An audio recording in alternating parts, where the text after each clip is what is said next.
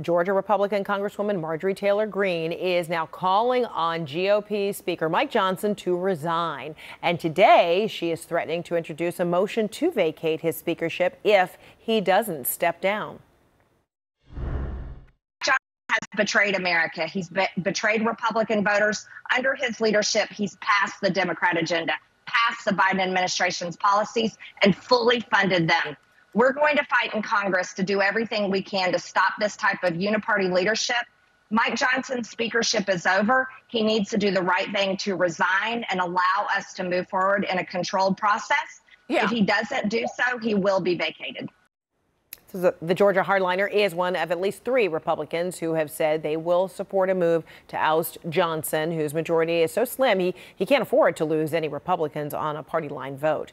Should Greene and her supporters make good on their threat to force a vote on ousting him as Speaker, Johnson will almost certainly need to rely on Democrats to bail him out. I want to ask you about Mike Johnson and his prospects and whether he can hold on to his job, because, Alice, he angered a lot of Republicans by bringing forward particularly this Ukraine bill, which he had opposed for so long. Marjorie Taylor Greene, rather surprisingly yesterday, said she wasn't immediately bringing this motion to vacate forward. She wanted lawmakers to hear from their constituents, but she has called on him to resign. So how much of a threat is what Johnson did in terms of allowing those votes yesterday a threat to his speakership? Look, her threat is to Congress getting things done. She is such a self-serving member of Congress. This is all about her fundraising, her getting attention. She's causing chaos and confusion. The problem is she doesn't have the army to back her up. And the frustrating part of all of this is she talks about putting forth this motion to vacate. She didn't put forth a plan. She has not put forth an alternative. If she really had the balls to do this, she would have done this before this big vote yesterday and put her money where her mouth is, and she is certainly not doing this. My hat's off to Speaker Johnson. While she's playing Real Housewives of Georgia, throwing up tables, he threw this to prayer. He prayed on this. He put this in God's hands. And thank goodness, in this case, God won here, and he's not putting out a fundraising letter like Marjorie Taylor Greene is. Do you think that the Democrats, should it come to that they should try to rescue him? I mean, this was a rare and remarkable show of bipartisanship, getting this $95 billion approved for Israel, Ukraine, and the Indo-Pacific. Democrats will always do what's in the best interest of the country. And Democrats, the majority of Democrats, have always supported money for Ukraine because we know that that's in the best interest of our national security and, frankly, for the survival of democracy worldwide.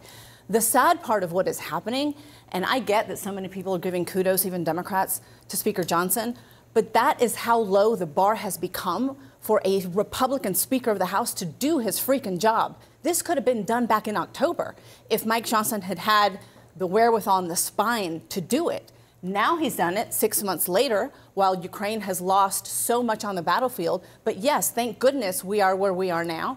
And with the help of Democrats, Speaker Johnson has finally been able to do his job. Democrats will continue to do what's right for the country.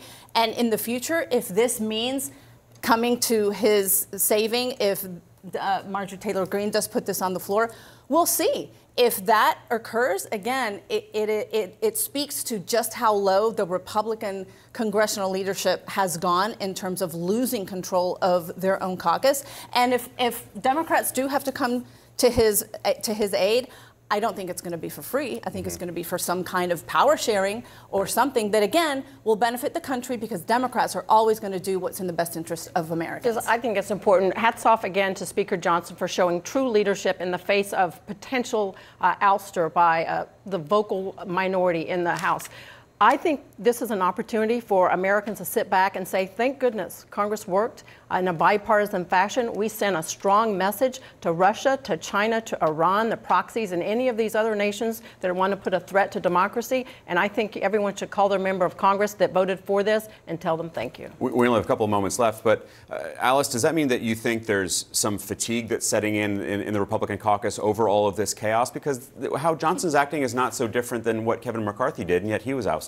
Well, look, again, I think when you talk to rational Republicans, I know you talk to them all the time, they're tired of the chaos and confusion. They're running for re-election. Some of them are trying to help get themselves reelected. And Mike Johnson is not focused on a few people saying we're going to kick you out. He is laser focused on November. He's going to hit the road and raise money for candidates. He's hitting a lot of the states in the South. That's where all of their focus is. They're trying to save their own jobs, but also save the Republican majority in the House. I think Alice made a good point, which is they understand that they're up for re-election, and if they kept acting the way that they have been acting up until now, which is a huge dumpster fire in Congress, they know that Democrats would absolutely take over the House. I still think that will happen because Americans do not want to see the repeat over and over again, and that could still happen. And no doubt they will get a lot of questions on the campaign trail about Ukraine. Maria Cardona, Alice Stewart, thank you both so much. Appreciate it.